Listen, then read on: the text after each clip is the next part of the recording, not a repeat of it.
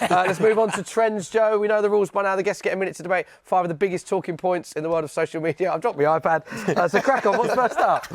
First up is the news this week that broke from The Times that European clubs are hoping to scrap two-legged Champions League semi-finals in favour of hosting a week-long tournament stage in one host city, which would be a pretty radical change. But we did see something similar during the pandemic, didn't we? Nevertheless, got a lot of people talking. So should two-legged Champions League finals be scrapped? 60 seconds, 30 seconds each. Dave, you're up first. Absolutely not. I think one of the big things with European football is that you have the two legs. You know, we look at the first Real Madrid City game. What a game that was. We want that again. We want that twice. We look at that as part of the bigger picture, and the bigger picture is the problem. We've got to stop this point to stop the other things. 36 teams in one league table. No, thank you. Then you move forward. 10 games against random teams, home and away. We're just going to ignore the home advantage. Absolute rubbish. Then when you take into consideration what they want to do with the rest of the tournament, they're changing something that already works. And, you know, the away goals is a big thing. Bring that back as well. There's no jeopardy for conceding a goal at home. Real Madrid scored 3 goals at the Etihad. What do they get for that? Nothing. Oh, Carl. I mean, 18 seconds to go. I understand the tradition of it all completely, and I'm all for everything you're saying, but also that change, it was quite exciting when it was only one leg for the semi-finals, and I think if it was in one city, you could make a week of it. As a fan, it'd be quite exciting, actually, if your team could extend. It'd be very exciting. Yeah, it'd be expensive. For the fans. It's expensive for the fans. Think of the fans. I think if it's not broke, don't fix it. But good to see the guests disagreeing on the first trend. Next trend 2. It's about Newcastle. We mentioned them in part 1. Absolutely flying. We can have a look at just how good Newcastle are performing. This is the league points accumulated since the 1st of January this season. Now look at this. This is absolutely incredible. Since this year started, only Liverpool have taken more points than Newcastle. Worth pointing out, Man City played a few games less. But bearing in mind, Newcastle were 19th when Eddie Howe took over. They are now 9th. That is incredible. So our next trend, we're asking, and Joe is fuming about this, will Newcastle win the Premier League before Manchester United? Now, before we start with this, I'd just like to say, I think this has been instigated by the fact that our producer Foz is a big Newcastle fan. As you can tell, look, we've got a Newcastle shirt there, we've got Alan St Maximan's card there, we've got a Newcastle badge. It's just taken over, isn't it? I'm not necessarily annoyed, but it's just, why is it got to be Manchester United? Do you know what I mean? Who should it be? Arsenal haven't won in 18 years. Let's put the why. Will Newcastle win it before Arsenal? Before Tottenham? Well, I'm told we cannot change the graphic at this late stage. United get clicks. We've got to move on. It's because of the graphic. Joe is fuming. Will Newcastle win the Premier League before Manchester United? Carl is eager to speak. Off you go. I mean, it's Manchester United because Manchester United fans go on and on about the treble, about everything. They go on and on. So that's why it's Manchester United. However, I will say this, will Newcastle win it before Man United? No. And I think it's not just because of Manchester United, but because of Liverpool, because of Manchester City, because of Chelsea, because of these top 6 teams that I think have all got a chance before Newcastle and Manchester United. But I'd include Manchester United closer to those top 6 teams than where Newcastle are.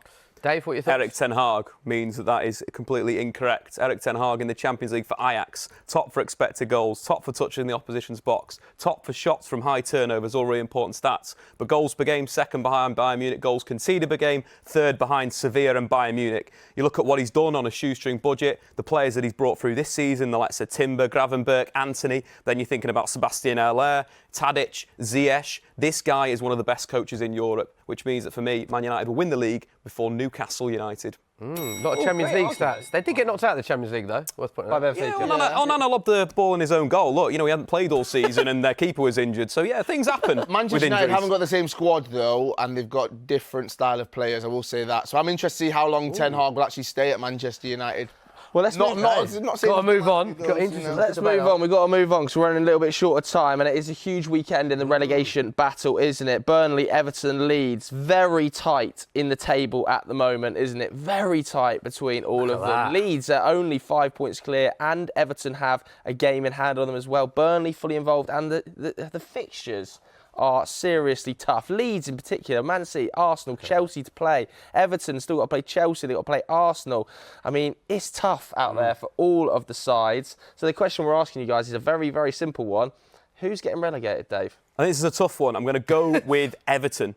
I think it's out of Burnley and Everton. I think they're the two teams. If you look at the average position of those clubs they have to play, Everton's teams, when you add it together, is around 10th in the league. Burnley's 13th. But also with Burnley, Mike Jackson starting to get a bit of a tune, 7 points out of the potential 9. But the big thing for me, shots per game have shot up to 15 in the last 2 games versus around 10.5 over the season. They're attacking better, they're defending better. They look like a happier squad right now. So I think Burnley will escape.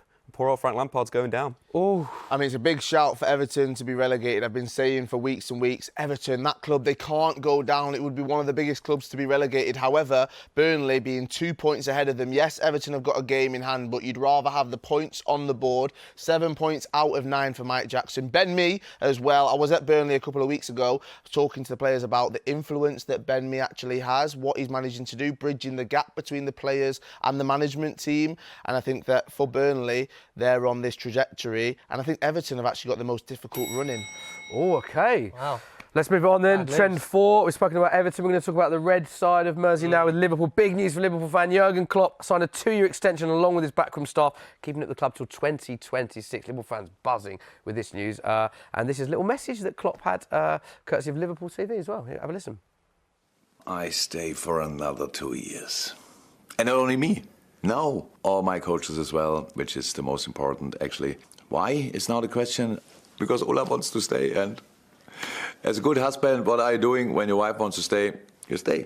That's not the only reason, but it's one of the reasons. Love that. Love Absolutely. Great content, that. So it got us thinking, who is the best manager in world football right now? Carl, who are you saying? Oh, it's so difficult, this conversation. Pep Guardiola, Jurgen Klopp.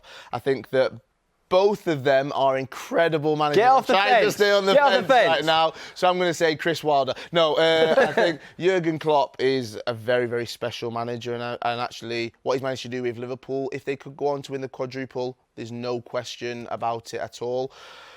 Who is the best manager in world football, though, right now? I personally, people can say it's biased, I still think it's Pep Guardiola, just because of what he's managed to do over the longevity of his career.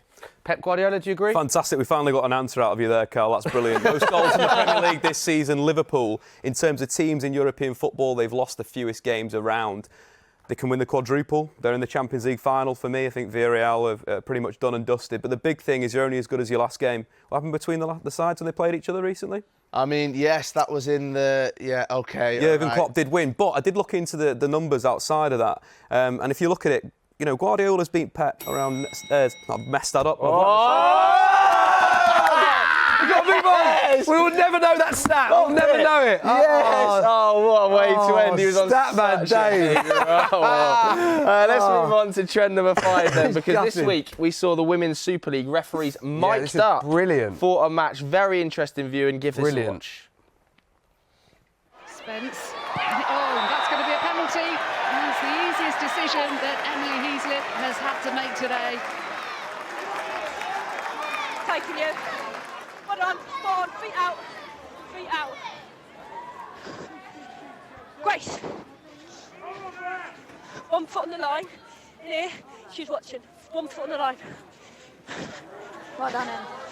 Restart, get the outside, number 20. Back. Wait. Wait. It's